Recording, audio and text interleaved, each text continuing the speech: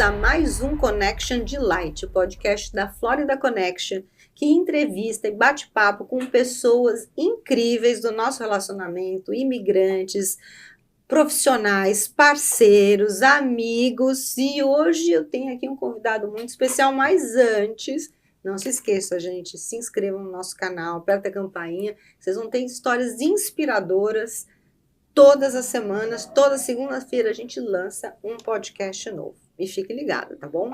Então, voltando aqui nesse nosso dia, nessa nossa tarde que está começando agora, eu tenho um convidado que é aquela história, né? Começamos profissionalmente, viramos parceiros desde o início e hoje viramos amigos e temos muita história para contar. Nada mais, nada menos do que o Super Júlio Silva. Hello! Né? Muito bom, Muito né? bom, Da Cross Rô. Country. Ele vai falar um pouquinho mais. Isso, obrigado, Rô, obrigado. Para mim é uma honra estar aqui com você, é um prazer sempre. E estar participando, né, dessa nova Já nova versão. Quase um ano, sabia? Quase um ano. Podcast de vocês. Eu comecei aqui, o podcast quando eu fiz 25 anos de Estados Unidos. Ah, que legal. Isso foi em junho do ano passado, de 2024. Uhum. E eu falei, eu quero fazer uma coisa diferente agora, que é dar vida para essas histórias que eu vivo no dia a dia, Sim, né? Dar tantos anos com essas pessoas. E a gente tem uma história muito legal. Muito legal, né? E eu queria saber, assim, da onde você veio, Júlio? Bom, vamos lá. Eu sou o Júlio Silva, né? Eu sou de Belo Horizonte. Eu imigrei para os Estados Unidos em 1995. Eu vim naquela imigração raiz, sabe? Aquela imigração... Não se fala isso. Aquela imigração que não existia, né? Muito contato, a não ser se escrever uma cartinha para o Brasil. Ligação para o Brasil era caríssimo.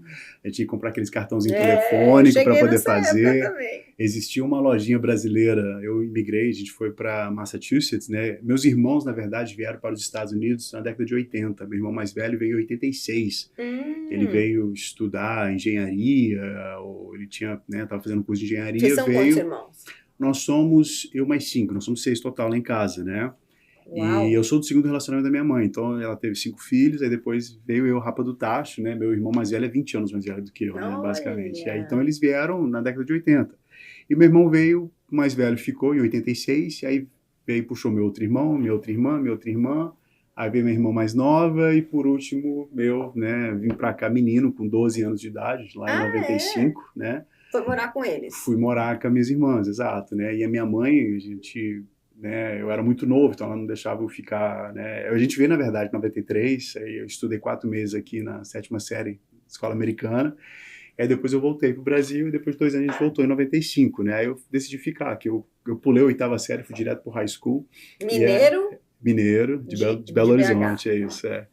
E aí a gente veio, né, para cá. Meus irmãos já estavam aqui há 10 anos quando eu vim para os Estados Unidos em 95, né? Então eles já estavam meio que estabelecidos aqui.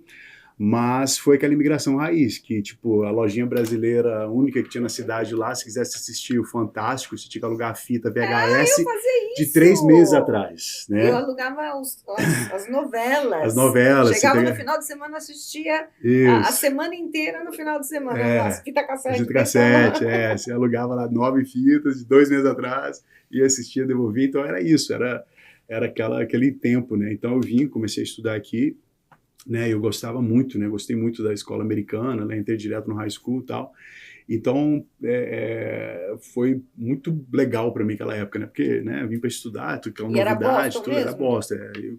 E o frio, hein?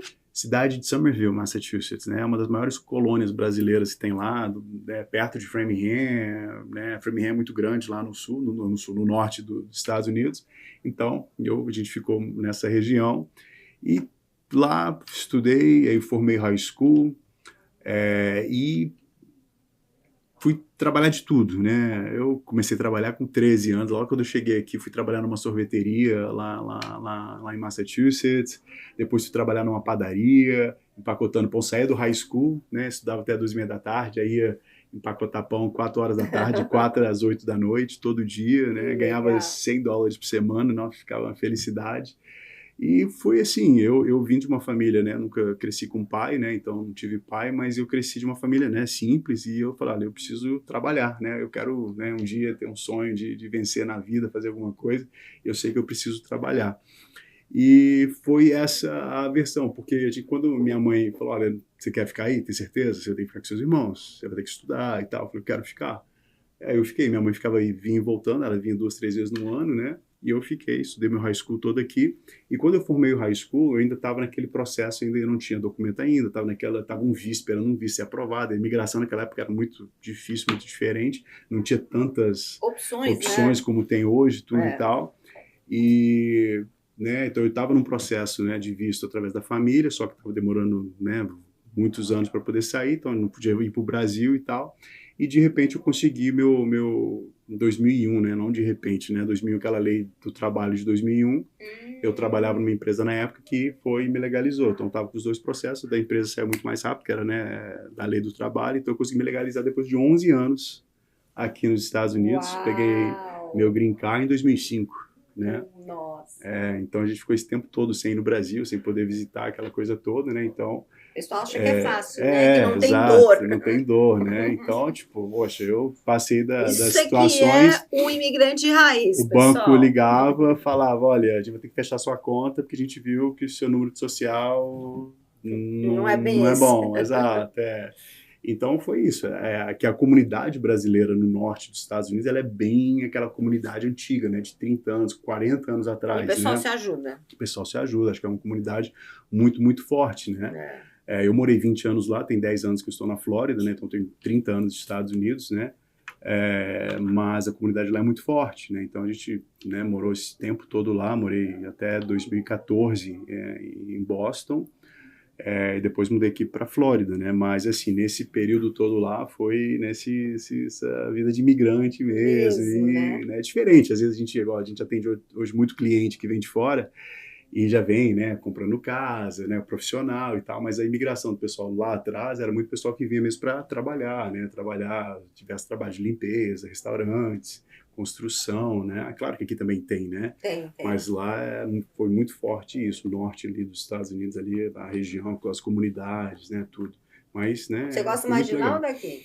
Cara, eu amo a Flórida, amo aqui, claro, né, a gente mora no paraíso, eu falo, né, a gente mora onde o pessoal quer passar férias, né. É verdade. Mas Boston é muito legal, né? É uma cidade muito legal. Eu gosto de lá. A gente Tem mais ainda cultura lá, tem, né? Assim, exato, tem pouco muita mais, história, muita né? história, né? Exato, história E como é americana, que você tudo. entrou nessa área? Conta. Você é Júlio especialista em financiamento imobiliário. Isso. Que aqui no Brasil não existe essa profissão de uma forma tão, assim, profissionalizada Não, mesmo, acho que não, porque né? lá o pessoal vai direto aos bancos, né? Então, vai É, pedir um financiamento, eles vão direto à Caixa Econômica. Seria um correspondente bancário, talvez, né? pode ser. Mas não sei também, que eu não sei o que correspondente bancário no Brasil faz. Eu trabalho com financiamento imobiliário há 22 anos, né? Desde 22. 23 quase, né? Comecei em 2002, né? Foi meu primeiro trabalho. Na época, Antes até de receber o green card. bem dali, esperando No o processo, Edge. exato, mas quando eu comecei a trabalhar, foi o líder de jovens da igreja que eu participava, ele tinha acabado de comprar uma casa. E ele todo feliz, que comprou a casa dele e tal, e falou, cara, o escritório de financiamento imobiliário lá onde eu comprei, eles estão contratando. Por que você não vai lá? Acho que é muito teu perfil, porque eu tava meio aquele jovem assim, meio perdido, Você não 20, sabe 21 anos de jeito. idade, eu não tinha ido para a faculdade, porque eu estava esperando meu documento, e eu, eu trabalhei em seguradora, companhia de limpeza, trabalhei em contabilidade, então eu tinha noção boa para negócio, pessoas, eu gostava, trabalhei vendendo celular, vendia pager, beeper. Lembra do Beeper? Claro. Então eu A Tati trabalhei. trabalhou numa loja de celular aqui do lado do restaurante, Então, no eu Florida trabalhava numa Mall. loja de celular lá em Massachusetts, lá em E Boston. vocês têm a mesma idade praticamente, os mesmos Exato. trabalhos, as mesmas Isso. histórias. Então ele falou, cara, eu acho que é um negócio legal. E eu tipo assim, eu sempre tive aquele desejo de falar, olha, eu preciso achar um veículo, né? Eu não vou para a escola para ser um médico, para ser um advogado, então eu preciso de achar um veículo Uma para uma profissão. profissão, né? O que eu vou fazer, né? O que eu vou poder servir as pessoas, o que eu vou poder vender para as pessoas, né? Eu preciso de achar alguma coisa, me achar. Vai ser seguro, vai ser real estate, vai ser isso, né? Então apareceu essa oportunidade do nada. A gente numa conversa informal, num sábado de tarde, assim, ele falou, cara, vai lá, conversa com os caras e tal. E eu fui lá e a pessoa me contratou na hora. Era uma Uau. chinesa, Você estava no high school ainda ou já tinha Não, acabado? já tinha formado high school. Eu formei high school em 99, isso foi 2002, né? Formei high school com 17 anos de idade. E aí, 2002, mais ou menos assim, aí ela me entrevistou, essa Rose Home, uma chinesa, ela era a gerente, né, do escritório de financiamento, e ela me conta, falou, a gente precisa de muita ajuda aqui, eu preciso de ajuda na área de processamento. Você quer encarar? Você quer? A gente precisa, né, de uma pessoa que vem trabalhar, né, todo dia, você vai ganhar $8 a hora, você vai trabalhar Ganhando aí bem, hein? 40 horas por Aqui era semana. 6,50 a hora nessa época. E aí, Norte paga mais. $320 por semana, era meu salário, você vai trabalhar como assistente de processamento. Eu falei, beleza, tô dentro. Não sabia, tinha ideia que eu estava fazendo. Ela chegou no meu primeiro dia, colocou uma pilha de processos, né, de clientes na minha mesa, falou, olha, eu quero que você abra cada financiamento, não tinha nada digitalizado naquela época, eram as pastas dessa grossura de extrato bancário, imposto de renda, aquela loucura toda que é, né, papelada de financiamento. E aí ela falou, olha, eu quero que aqui está a aprovação do banco, eu quero que você leia o que o banco está pedindo, coloca do lado direito, que o banco não quiser ver, não precisa mostrar para o banco. Para separar os documentos. Separa os documentos, coloca do lado esquerdo e vai file por file. E eles estavam uma bagunça, tudo atrasado, uma loucura, e elas assim, e era tudo chinês, eu era o único brasileiro que chegou lá, né, trabalhar, ela atendia muito comunidade chinesa. Já naquela época, muito chinês. Muito chinês, Boston, né, tem bastante. Eu sabia. Tem uma comunidade muito forte lá, e foi ali que eu comecei, né, e aí eu trabalhava para uma processadora, então eu era assistente da processadora. A processadora é a pessoa que pega o financiamento e depois que um contrato foi assinado e foi feito, né, todo o contrato ali, e ela apresenta, ela manda para o banco e ela trabalha junto com o banco para poder satisfazer todas as condições do banco, né? Então o banco, eu quero isso, isso, isso, isso. Ela vai lá, trabalha aqueles documentos e envia para o banco. Então eu fui um assistente dela, da Sofia, o nome dela, né? Engraçado que elas criam nome americanos para ela. O nome dela era Xin Shaolin, não sei. Aí ela era, não, Sofia. Você aprendeu um pouquinho de chinês? Nada. Elas não davam muita moral. Não? Era muito séria, né? Muito, sim, né? Muito... Trabalhava muito. Então, aí eu comecei ali. E ali, eu falei, beleza, né? Um carava desafio. E o escritório dela era em South Boston, né? Então, ele tinha um carrinho. Eu lembro que o carrinho, uma vez meu, morreu no meio da 95, lá da 93. Nossa, eu tive que ligar meu carro para me buscar. Mó caos, né? Mas aí, um dia, a Rose chegou e me fez uma pergunta, falou, Júlio, hoje vai ter reunião dos vendedores, dos loan officers, dos loan agents, né? Os agentes de financiamento. Por que você não fica e participa? Já que você fica aqui até 5, 6 horas, a reunião é às 7, 5, 6 horas em Boston, ali era no centro de Boston o escritório. Você tem que passar pelo rush hour e tal, aquela coisa, fica aqui. Aí eu falei, beleza, vou ficar, né? E aí, ela foi à noite que antes fazia o cheque, a comissão entregava os cheques. Aí tinha à noite, né, uma vez por mês, ela reunia e fazia os pagamentos das comissões. Era tipo um eventozinho, né, para motivar os vendedores claro. Tal, aquela coisa toda. E aí, beleza, eu fiquei ali, falei, beleza, né, deixa eu ficar quietinho aqui, né, tinha 21, 22 anos de idade, né, menino. Aí, ela chamou um menino lá na frente, Benny Huang, não esqueço, o cara mudou minha vida. Ele falou, Benny, vem cá, você... E ele era chinês também. Ele é chinês, tinha 26 anos, e ele recebeu um cheque, uma comissão de $5.200. Aí eu, quê? Como assim? Nossa, você ficou... $5.200, esse dinheiro existe? Eu ganho 300 aqui por semana, aqui, como, meu Deus, 5.200, né? Não sei se era uma transação ou duas, não sei. E ele recebeu esse cheque.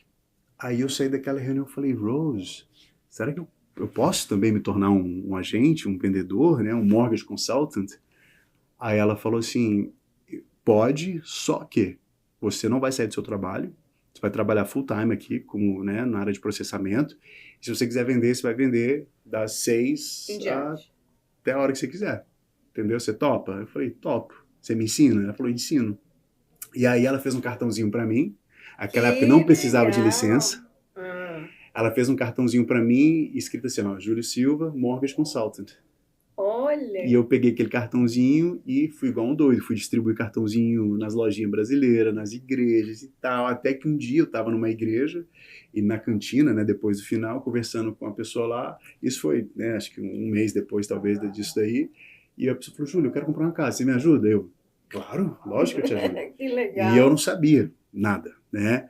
Só que eu falei, eu tinha uma listinha de documentos, tinha uma noção do que eu precisava coletar. Aí falou, vamos lá em casa? Foi 9 horas da noite na casa do cliente, porque não ia mandar nada por e-mail, nada, né? Então era muito papel. Aí eu fui na casa do cliente, 9 horas da noite, Ajudou a separar os documentos. peguei os documentos dele, peguei o Nossa. extrato bancário, imposto de renda, tudo tal, levei pro escritório no outro dia e falei, Rose, e agora? Me ajuda, help me, né? Aí ela falou, ok, faz cópia de tudo primeiro, coloca ali, guarda, para você poder devolver pro cliente e eu vou te ajudar. E aquele foi meu primeiro cliente. E aí eu lembro, acho que eu ganhei $1.300 de comissão naquele financiamento. Ah, já fiquei, é o que eu ganhei no mês, que eu ganhava $1.200 por mês, eu ganhei numa transação. E aí eu falei, meu Deus do céu, eu falei, é isso, esse é o veículo, é isso que eu vou fazer, que vai mudar minha vida, que eu vou crescer, que eu vou, né, prosperar, que eu vou poder me dedicar, aprender e poder servir.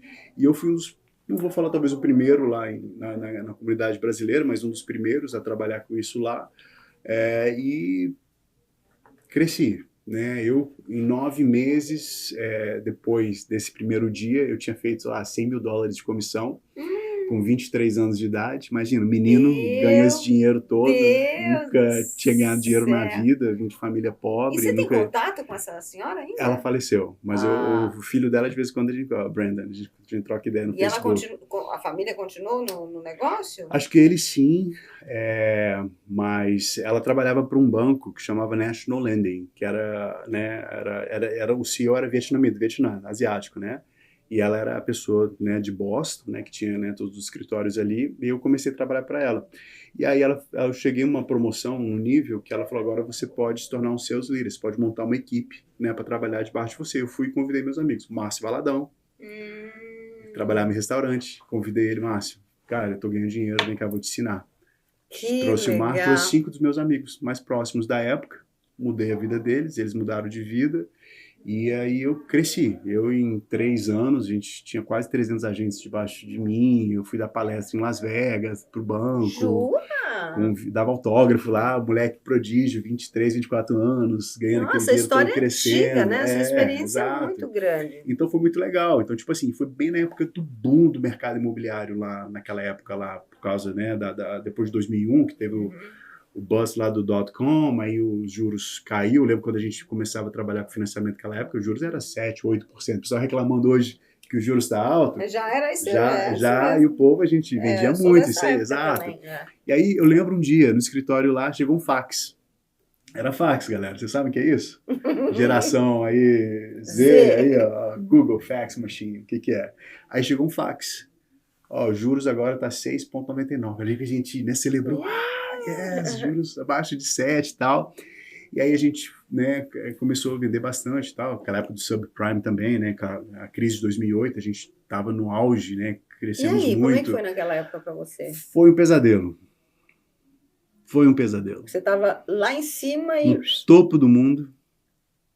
Acho que eu tinha uns 8, 10 escritórios que tinha equipe minha trabalhando.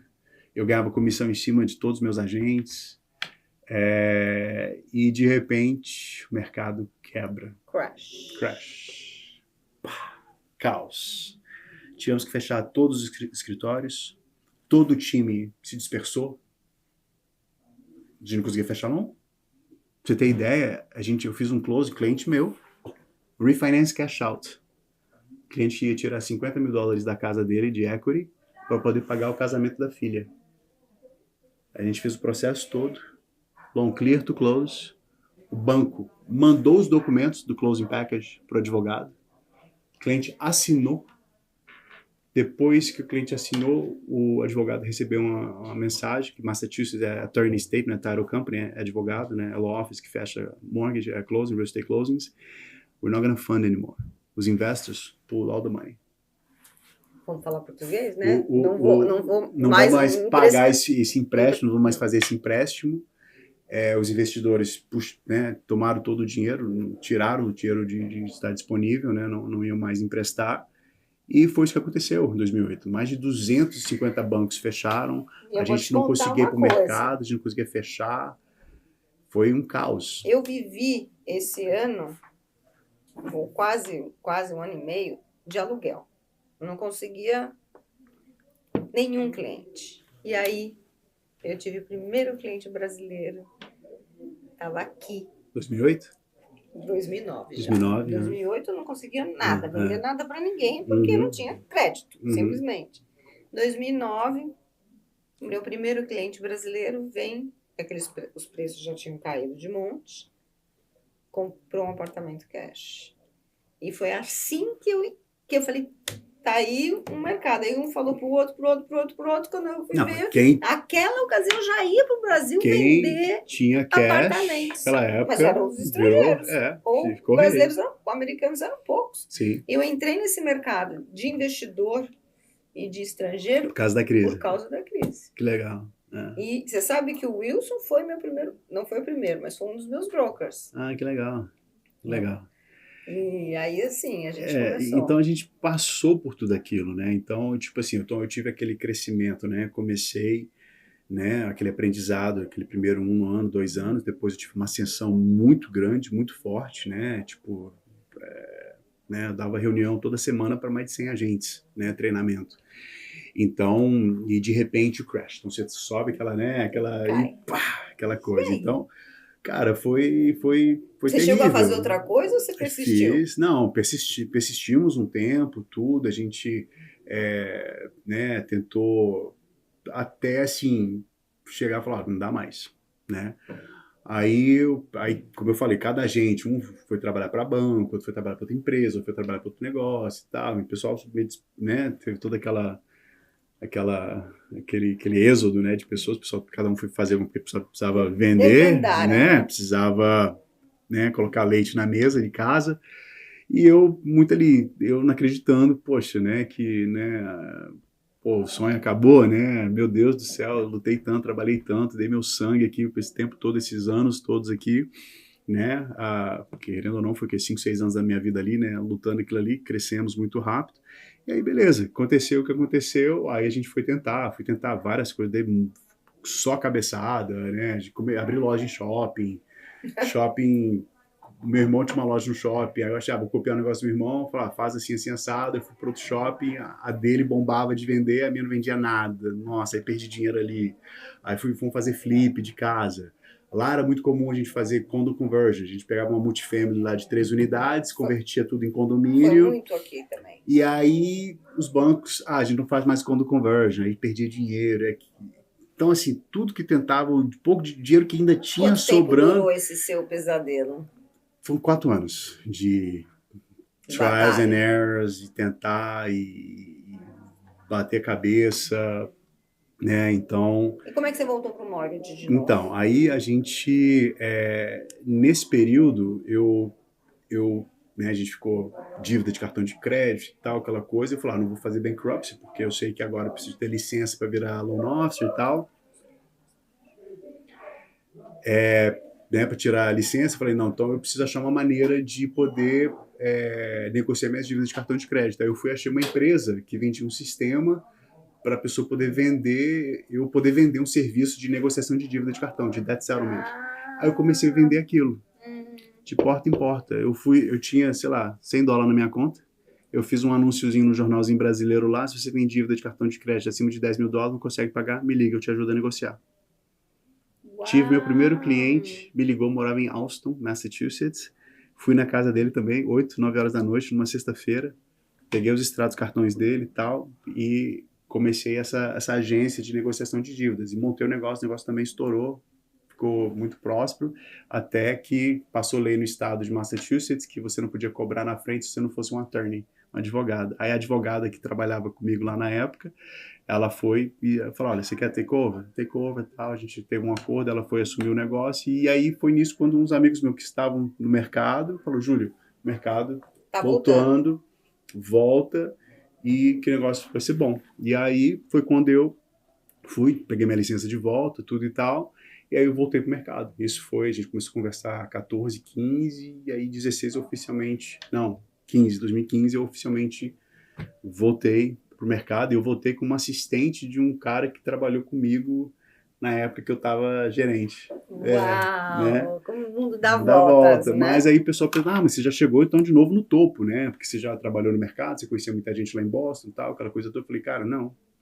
Mas daí você já tinha mudado para cá? Já tinha mudado para Flórida, né? Eu falei, cara, não. Aí eu comecei do zero, de novo. Fui batendo porta, ganhando meu primeiro W2 no mortgage, depois que eu voltei, foi $25 mil. Entendeu? É isso. Eu comecei trabalho de E formiguinha, você pedindo já uma estava na oportunidade. cross country, Não, não? eu trabalhava com broker, né, num broker Lá no sul da lá Flórida. no sul da Flórida até Por que você 2018. quis vir para a Flórida? Eu tinha terminado um relacionamento em Boston, aí tinha uns amigos que tinham mudado pra Flórida, aí eu falei, cara, eu vou Começar a vida nova. começar a vida nova, um ar novo. Meus dois irmãos já tinham vindo pra cá, eu falei, eu vou também, entendeu? Então eu falei, olha, cansei do frio aqui, eu vou tentar lá. E aí, pô, amei, né? Gostei muito, morei 1 ano e meio aqui em Orlando, morava em downtown. Nem sabia que você tinha morado em Morei 1 ano e Orlando. meio aqui em downtown, só que meus amigos tudo era lá do sul. E eu não tinha amizade aqui, né? E aí eu falei, então eu vou lá pro sul, porque toda vez que eu queria sair, fazer alguma coisa, eu tinha que ir lá pro sul. Aí foi quando eu comecei a namorar a Letícia, aí os primos dela estavam lá e tal, né? Aí foi quando as coisas começaram a se acertar na minha vida. Aí quando eu voltei pro business, eu voltei assim, né? Começando do zero de novo, né? Tentando ganhar relacionamentos, porque o nosso negócio é feito sobre relacionamentos, né? Eu sempre falo com a minha equipe hoje, a gente não é um transactional business, a gente é um relational business, né? É A gente é um verdade. business de relacionamentos. Então, você tem que criar relacionamentos, né? Por que uma pessoa vai referir você, né? Porque você é bonitinho? Não, porque você sabe o que você faz, você é sério, você, né, E você leva o seu desenvolveu negócio bom. realmente Você tem uma confiança e mostrou o trabalho Exato, correto, então né? eu comecei do zero ali, batendo porta, né, pedindo uma oportunidade para as pessoas e tudo e tal. E você sempre se baseou aí na comunidade brasileira lá no Uhum, norte, aqui uhum. também. Quando que você deu esse salto para o mercado internacional como eu? Na Então, mesma época não foi um pouquinho foi um depois. pouquinho depois. Eu acho que quando foi, ok, boa. Eu tive um amigo, é isso aí. Eu tive um amigo que ele foi trabalhar para o Encore. Ele foi trabalhar para o Encore Reunion, né, De vendedor. de vendedor Quem do era? Encore, o Davi. Não sei, eu sempre trabalhei com a Dawn lá. Então, aí ele me apresentou o pessoal lá do Encore e tal. E eu fiquei muito amigo dos vendedores todos lá e tal. E ali começou a aparecer muito Estrangeiro. estrangeiro. Pessoas olhando de comprar casa de férias. Foi em 2016, eu acho. Casa de férias e tal, aquela coisa toda. E eu falei, poxa, tem um nicho aqui, né? Eu vou me dedicar aqui. Até o pessoal que trabalhava comigo no broker que eu tava na época, cara, você é doido. Tem que focar no convencional, no FHA, né? Eu falei, não, eu gostei de trabalhar com investidor internacional, então vou começar a dedicar bastante tempo, né, com eles aqui, conhecer o produto, porque eu acho que o loan officer bom, o agente de financiamento bom, ele tem que conhecer muito bem o produto dele, né, saber as regras, saber o que ele vende, o que pode, o que não pode. Então eu falei, eu vou me especializar nisso, né? Então tá todo mundo focado aqui, deixa eu, né, pagar um preço, deixa, né, aprender um pouco, demorar um pouco mais, que não é para qualquer um, para poder crescer, né? Porque o convencional a gente faz assim, né? Toda hora a gente, né? Mercado local, o mercado de fora demora um pouco mais, mas foi onde eu foquei nisso aí. Então, e aí eu consegui entrar como preferred lender do Encore lá. E lá que foi abrindo portas com vários corretores, conhecendo, tal, e pá, que aí onde eu, né, basicamente conheci bastante gente que eu conheço hoje, a gente trabalha hoje. Hoje, aí eu fiz essa transição do broker para cross country, né? Eu entrei para cross country em 2018. Eles me recrutaram, né? E é um banco de financiamento imobiliário que é licenciado nos 50 estados americanos, oferecem todos os tipos de financiamentos para residentes, para não residentes, né? Eu já fiz financiamento para brasileiro que mora no Alasca, você tem noção. Olha que legal! Alguém me ligou um dia, Júlio, me indicaram você, eu estou mudando para o Alasca, você consegue me ajudar? Eu falei, cara, consigo. Uau! Lá então, a cross country está lá. Tem licença lá também, né? A gente tem um programa muito legal, porque assim, o banco tem que ter licença nos estados e os loan officers que quer trabalhar aquele estado, eu tenho que ter a licença individual de cada estado, né? Sim. Só que os estados que eu não tenho licença individual, você tem o pessoal a gente tem o pessoal do corporativo que a gente pode fazer o financiamento. A gente ganha 0,5%, né? 0,50% de um financiamento desse, mas... né? Mas é importante, referral, igual exato, a gente também. Exato. Nós também não podemos vender em Nova York, outros estados, mas a gente tem os parceiros e a gente ganha uma partinha aí. Então, o bom da CrossCountry foi isso, porque era um banco que estava crescendo, era um banco que tinha acesso a 50 estados, tinha a possibilidade, é um banco muito empreendedor, né? Então, você pode crescer, montar equipes, montar escritório. Então, tanto que a gente tem uma equipe, escritório hoje em Boston lá, eu tenho talvez umas 20 pessoas lá em Boston que trabalham lá naquele mercado lá. A gente tem aqui talvez umas 15 a 20 aqui também na Flórida. É maior lá então ainda? Acho que é meio a meio, né? Mas o time lá está crescendo bastante também, entendeu? Então eu tenho muito acesso lá também, né? Eu trabalhei Você lá morou lá muito tempo. muito tempo, contato, Então né? a gente tem, né, esse grupo bom e a Cross Country ela permitiu tudo isso. A gente começou eu, o Márcio e o Thiago, né, que não está mais com a gente hoje, mas a gente começou nós três. Hoje a gente tem um grupo de quase 40 pessoas, né? Se não, já bateu 40. Mas nesse meio todo foi isso. E eu me especializando cada vez mais, buscando, né, soluções para nossos clientes internacionais. E, né, tanto que saiu, né? Eu até falei hoje na reunião que fiquei o número 1 agente de financiamento imobiliário no estado da Flórida, de financiamentos não tradicionais de todos os agentes que são licenciados na Flórida. Financiamentos não tradicionais são os que a gente Os mais estrangeiros, faz. exato, exatamente. Muito Então, bom. né, a gente teve essa história, né, de altos e baixos, recomeços, né? Acho que a vida é isso. Acho que a gente só não vence quem desiste, né? É isso aí. Qual foi o caso assim mais peculiar que passou na sua mão de financiamento para estrangeiro? Ah, então, É legal porque as pessoas sim, ilustrar um pouco. eu tive um cliente que ele comprou um apartamento de 3,8 milhões de dólares em Miami, Jade Ocean. É o jeito. Lindo apartamento. E no meio do processo desse cliente, o banco que estava fazendo o financiamento viu que o nome do cliente aparecia em alguns processos de corrupção no Brasil, de alguma coisa assim, e porque o cara era uma construtora. Então ele dava muito contrato com o governo e tal, então aparecia, né, processo trabalhista, um monte de coisa assim. E esse cara tinha, sei lá, acho que $500 mil de depósito. E o banco, tipo, 45 do segundo tempo, né, falou, a gente acho que não vai mais aprovar esse financiamento. E o cara já ia perder o depósito dele, porque já tinha passado do período de proteção, de tudo, imagina. E eu falei, como é que eu durmo, né? E aí, eu, como tinha construído um relacionamento muito bom com o presidente, né, da área de real estate do banco, do Bradesco, né, que era o BAC, o BAC, ele falou, Júlio, eu falei, olha, isso, isso e isso, né, a gente consegue documentar, tem todo um advogado, que tem todo um processo, não sei o quê. Então, tipo assim, eu trabalhei junto com o advogado do cliente para a gente poder ir processo por processo.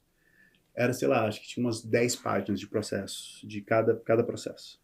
A gente foi um por um, dando uma explicação de um por um, até convencer o banco que podia aprovar. Esse foi o que acho que talvez me deu mais aperto, porque também eu estava, né, poxa, isso foi, sei lá, 6, 7 anos atrás, né, então eu estava bem assim, no início.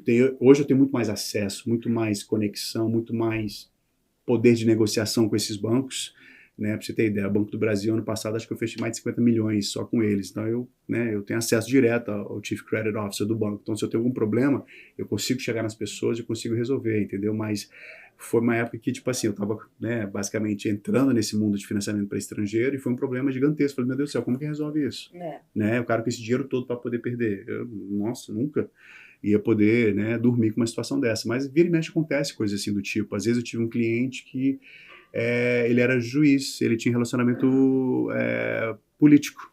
E banco americano, alguns não querem fazer se você é uma pessoa politicamente exposta, né? Eles chamam PEP, né? Politically Exposed Person. Né? Então, a gente tem que saber estruturar isso aí, mandar para um banco que não tem problema com isso. Eu já tive um problema com um cliente que ele falou, Júlio, eu vou comprar a casa.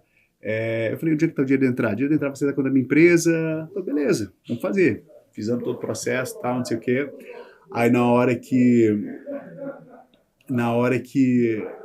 no meio do processo, eu falei, olha, eu preciso dos documentos da empresa, né, para poder, né, documentar que você é o sócio da empresa, você pode usar esse dinheiro. Aí, caramba, eu esqueci de falar, a empresa não está no meu nome. Eu falei, uau, obrigado, né, detalhe, né, tá no nome da minha filha, detalhe. Né? Aí eu consegui colocar, também que a filha era de maior, consegui colocar a filha no financiamento para a gente poder fechar. Então, assim, ou seja, inúmeras... é um negócio que é um quebra-cabeça. Quebra-cabeça, né? Exato. E a gente tem que estar sempre prestando atenção. Muito detalhe. A atenção ao detalhe é super importante. Eu acho que nós temos que entender o processo, né, e como que a gente consegue atender a necessidade do cliente. Né? A gente quer comprar uma casa, a gente quer financiar um imóvel, e é isso que eu tenho para apresentar. Entendeu? Com o que eu tenho para apresentar, qual que é o melhor caminho, né? Então a gente fala hoje que tem um termo em inglês que chama credit availability, né? Disponibilidade de crédito. Disponibilidade de crédito hoje está alta. Por quê? Nós temos vários produtos de financiamento imobiliário, várias opções, várias maneiras, né, da gente poder atender um cliente hoje. Vamos supor, o estrangeiro. A gente consegue fazer um financiamento para o estrangeiro com comprovação de renda, sem comprovação de renda e usando dinheiro que ele tem em conta. Se ele tem um patrimônio alto líquido em conta, a gente consegue aprovar ele usando os ativos dele em conta, né? Então, existem maneiras que a gente consegue fazer para poder qualificar um cliente. Enfim, importante o pessoal entender que nós temos 1 milhão de milhão de programas possibilidades. possíveis. Mas tem uma pergunta, eu vou aproveitar, nós estamos agora em abril de 2025, Isso. né? Então, está todo mundo agora apreensivo. Exato. Né? Por causa da política, por causa do presidente, por causa dos juros, por causa de guerra, por causa disso e de aquilo. Pergunta que não quer calar, Júlio. Agora é hora de comprar imóvel? Olha, eu vou ser da seguinte opinião. Sempre será uma boa hora para você poder entrar no mercado imobiliário. Eu já gravei um vídeo uma vez falando, não tem tempo ruim, acho que, de comprar um imóvel no mercado imobiliário. Se funciona para você, se você tem condições, se está dentro do seu orçamento, não importa juros, não importa preço, vai ter vantagens em comprar imóvel. Falando de agora, nós estamos num buyer's market, no mercado de comprador. Hoje é favorável para você que é comprador. Olhando para lá, explica aí. Hoje é favorável para você que é comprador. Esse é o buyer's market. O que significa? O comprador, ele está com o poder, basicamente com as cartas na mão. Ele consegue, ele vai ter um maior poder de negociação hoje do que ele tinha em 2022, 2023, que estava aquela loucura do mercado imobiliário. O buyer's market, ele faz isso. Ele vira a mesa para o comprador, para você poder fazer uma oferta melhor, para você poder pedir algumas concessões também, tá? Saiu um estudo aí, uma pesquisa esses dias agora, falando que acho que 45% a 55% de todas as ofertas que foram aceitas, né, no mercado agora, neste momento, tiveram algum tipo de concessão, né? Então, os vendedores estão dispostos a negociar um melhor negócio para você que é comprador, porque nós estamos hoje no mercado de juros a 7%, 6,8%, 6,9%, que eventualmente, pode ser daqui a um ano, daqui a 2 anos, pode ter uma tendência, né, de queda, né, para cair aí abaixo de 6%, e você vai poder ter entrado numa propriedade que foi um negócio bom para você, que você teve maior poder de negociação, maior poder de a escolha também, né? Então, toda vez que o mercado ele tem uma queda da taxa de juros, o que a gente vê? A gente vê mais pessoas se qualificam para poder entrar no mercado, certo? E isso faz com que a competição aumente. Então, quando a competição ela aumenta, né, no mercado, vai ser mais difícil para você conseguir que a sua oferta seja aceita, vai ser mais difícil você negociar qualquer coisa, você pedir algum tipo de concessão e provavelmente vai ter que pagar um pouco mais caro naquele imóvel. Eu tive cliente em 2022 que pagou $300 mil over asking price numa casa em Parkland, porque ele queria aquela propriedade e ele estava bidding ali, né, competindo com 10, 12 pessoas. Vamos explicar, porque a gente está falando bidding, overprice. Coloca aí, editor, a tradução aqui embaixo desses termos aí. Então, mas o bidding é isso, é a competição de ofertas, né? Várias pessoas fazendo uma oferta naquela propriedade. Porque a gente vive um mercado que é cíclico. Agora nós temos uma quantidade de imóveis à venda maior do que tinha no ano passado ou no ano retrasado. A gente tem um inventário maior, a gente tem mais imóveis disponíveis, então, por isso que o Júlio estava explicando, nós estamos num mercado comprador. Isso. O poder de barganha do comprador é maior agora do que era há um ano atrás, ou 2 anos atrás, que nós tínhamos pouco inventário e muita gente querendo comprar. Ou seja, é cíclico. Sim. Você que viveu 2008 como eu, não se compara o que a gente viveu naquela ocasião. Não dá para comparar. Então, o mercado é ainda fantástico. Não, maravilhoso. Não faz sentido nenhum uma pessoa que tem condições de comprar, se ela tem, né, renda e ela consegue, se ela está pagando aluguel e ela consegue, né, ela tem um trabalho que é estável, ela tem renda e ela consegue. Locais, é local, exato. Porque a gente falou dos estrangeiros, mas investidor. Os programas que eu conheci não, para estrangeiro hoje, né? Para o estrangeiro sempre é bom, você vai dolarizar seu patrimônio, você vai diversificar seu investimento, você vai investir num país que tem um poder absurdo de recuperação e de estabilidade, de transparência, que é fantástico. Mas agora, falando das disponibilidades de produtos de financiamento para locais, é uma loucura. É loucura. Então, assim, eu acho que se a pessoa ela tem uma estabilidade financeira e ela consegue encaixar no orçamento dela, né, um financiamento hoje, não faz sentido nenhum ela guardar, ela esperar nada. Até porque os aluguéis estão caríssimos. Exato. E outra, o custo da espera. Né? É. Aquela casa que eu tive um cliente que ele queria comprar uma casa em 2018, estava 400 mil, não, vou esperar o preço cair. 2019, 425 agora. 2020, 430, 440. 2021 foi para 550. Então, tipo, é o custo, é o preço da espera, né? Então, vale a pena? Não. Então, acho que assim, mercado imobiliário, a gente nunca vai conseguir acertar preço baixo, juros baixos. Nunca. Você nunca vai conseguir o timing perfeito. Não existe isso. Né? É uma combinação de coisas, entendeu? Então, acho que assim, qual é a oportunidade para você? Faz sentido para você hoje? Se faz, o que eu falo no meu clientes? Cara, a tendência é melhorar. Segura firme 2, 3 anos. Se você consegue estar aqui nessa posição hoje, daqui 2, 3 anos a tendência talvez juros melhorar. Entendeu? Você ter uma redução, você poder, né, ter uma redução na sua prestação, você melhorar a sua situação.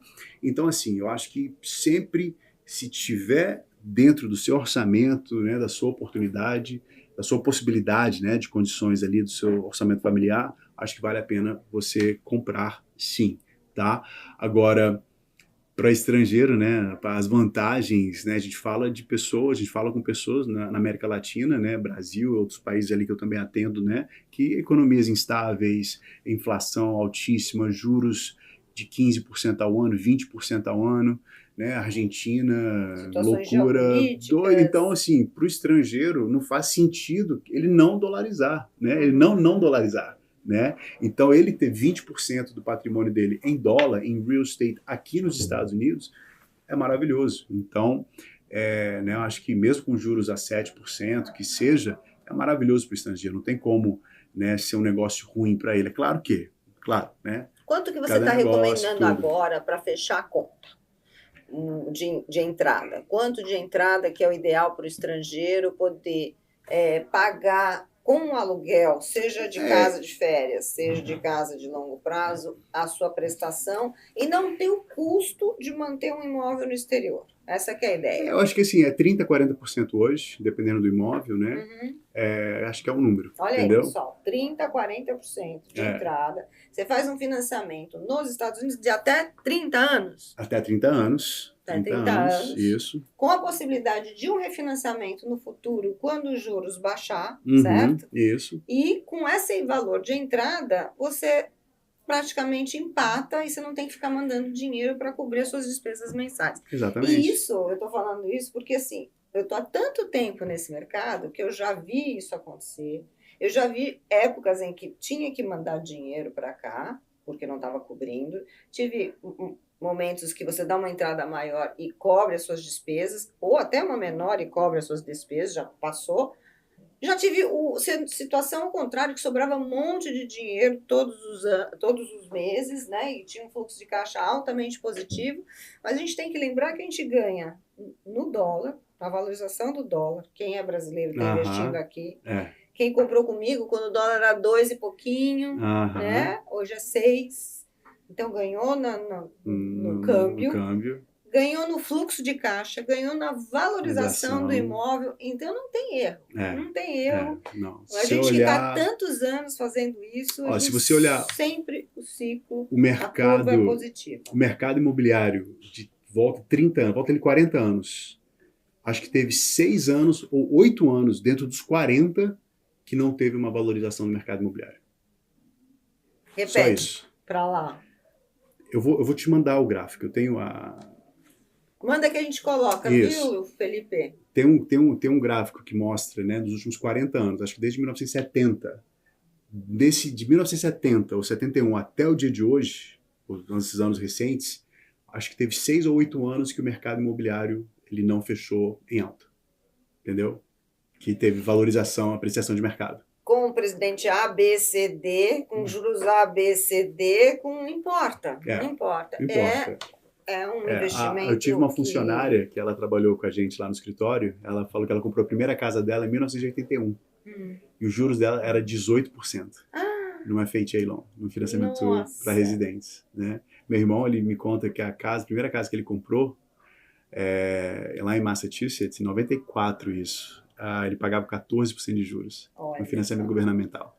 Então, assim, eu acho que a gente ficou um pouco, né, viciado, né, nos juros, acostumado errado, nos com juros, coisas muito né, do facilitadas. Covid ali, mas acho que aquilo é muito difícil a gente ver juros tão baixos quanto. Eu acho que o mercado ele fica muito bom, saudável para todo mundo, na casa dos 5,5, 5,8, 5,9, de 5 a 6 ali, eu acho que é bom para todo mundo, bom para a economia, bom para o mercado. Coloca várias pessoas no mercado para poder comprar, para poder, né, sair do aluguel, fazer investimentos. Eu acho que, assim, investir em imóveis é o maior catalisador de riqueza que a pessoa pode criar na vida dela. Se ela nunca criou um patrimônio, se ela não veio de família rica, eu acho que a melhor maneira dela criar um patrimônio é investindo em imóveis, comprando a sua primeira casa. E a sua primeira casa é o veículo que vai, né, talvez transformar a sua vida, gerar um patrimônio para você que outra hora você não tinha. Porque você paga aluguel, você está pagando 100% de juros, 100%, né, do imóvel de outra pessoa, mas quando você compra a sua casa, eu tive com a Letícia, nós fomos passar um fim de semana em Naples. E lá eu estava conversando com um casal, a gente estava tomando café da manhã, aí um casal, eu vi que eles eram de Boston, estava um boné, né, do Boston Red Sox, e eu comecei a conversar, hey, how's it going, tal, não sei o quê. Aí ele falou, cara, a gente acabou de aposentar. Eu falei, que legal, parabéns. Eu falei, de onde você é? A gente é de Cambridge. Eu falei, pô, eu cresci em Somerville, que é do lado, né? Ela falou, pô, Somerville tá maravilhoso, tal, não sei o quê. Aí ele falou, olha, cara, aí eu falei, o que você faz? Eu trabalho, né, com mortgage, né, com financiamento imobiliário. Ele falou assim, eu falei, cara, o mercado imobiliário é fantástico, né? Eu acabei de vender minha casa, eu comprei ela início dos anos 80, eu paguei acho que $140 mil na casa, e eu acabei de vender ela por 2.400.000. É lógico, né, que tem esse tempo todo, mas ele falou, cara, é isso. Você constrói uma aposentadoria, você constrói, né, um patrimônio que, né, mudou a vida desse casal, né? Beleza, se a gente tivesse comprado, não sei, né, talvez o que eles teriam hoje, mas ele falou, poxa, a parte mais legal é isso. E a gente vê isso muito, muito, né? Então, a gente vê clientes estrangeiros que compraram, que nem você falou, eu tive um cliente que ele comprou o dólar a 3 e alguma coisa, pagou 1 milhão na casa, quando ele vendeu 4, 5 anos depois, ele vendeu a casa por quase 2 milhões, vendeu na alta, ali do Covid, que tudo foi muito lá em Boca Raton, vendeu a 2 milhões com o dólar 5. Então, tipo, que loucura, né? Então, é isso, o mercado imobiliário eu acho fantástico isso, a possibilidade que ele cria para as pessoas, é claro, tem negócio... Você brasileiro, melhor e eu não estou vendendo facilidade que não, é difícil, tem negócio que dá errado, tem negócio que perde dinheiro, mas se você fizer direitinho, trabalhar com profissionais corretos, né, a chance de você acertar é muito alta. É verdade. Júlio, a gente já sabe de onde você veio, como é que foi a sua história, onde você está. E a última pergunta para você, para onde você vai? Quais são os próximos desafios? O senhor já casou nesse meio tempo, já está com 2 filhos lindos. E aí? Então, eu vou para o céu, né? Se Deus quiser. Deus quer, a gente trabalha, ele quer. Amém. Então, eu vim ser pai, né, um pouco mais velho. Meus amigos todos, né, tiveram filho antes de mim e falam, cara, ter filho é bom demais. Aproveita que passa rápido, passa rápido, passa rápido. Tem aquilo na minha cabeça, assim, todo mundo falou, passa rápido, passa rápido. Então, não passa não. Eu quero cada vez mais, né, poder estar mais com meus filhos, poder participar mais, poder criar memórias, né, com a minha família. Eu acho que eu cresci um cara, tive pai, então eu quero ser aquele pai para meus filhos, né? E acho que, assim, como empresa, a gente tem crescido, tem se organizado cada vez mais, que tem permitido eu ter um pouco mais tempo com a minha família. Trabalha muito esse rapaz. E eu acho que é isso, eu acho que é continuar a gente servindo, eu acho que a gente cresce, a gente enriquece, a gente fica extremamente agradecido a tudo quando a gente serve pessoas, né? Eu acho que quanto mais a gente serve, quanto mais a gente está ali, eu te mostrei hoje, né? Eu tive uma experiência de fazer missão na África, então, assim, eu acho que, quem sabe, eu acho que eu quero, né, voltar a estar envolvido, poder participar mais, eu estou participando de algumas ONGs agora, então, tipo assim, eu tenho esse coração de give back também, então, eu acho que é isso, eu quero me organizar para poder, sabe, me doar um pouco. E você merece, sabia? Mais para as pessoas. Um parceirão, o cara tá ponta firme, sempre que a gente precisa, tá aqui, ó, em Orlando, veio de Boca Raton hoje, já Sempre deu aqui. uma aula para os nossos corretores, e foi fantástico, muito aprendizado hoje. Um almoço delicioso, Bom, né? Graças muito a Deus. obrigada. Obrigado, Rô. E Obrigado esse por tudo. bate-papo para enriquecer o seu conhecimento sobre as nossas histórias aqui nos Estados Unidos. Muito obrigada. É isso aí, Júlio? pessoal. Espero que vocês tenham gostado. Não se esqueça, se inscrevam no nosso canal, aperta a campainha, porque ó, igual essa história tem todo dia. Algum último recado? Pessoal, só não vence quem desiste. É isso aí. Vamos lá. Beijão. Beijo.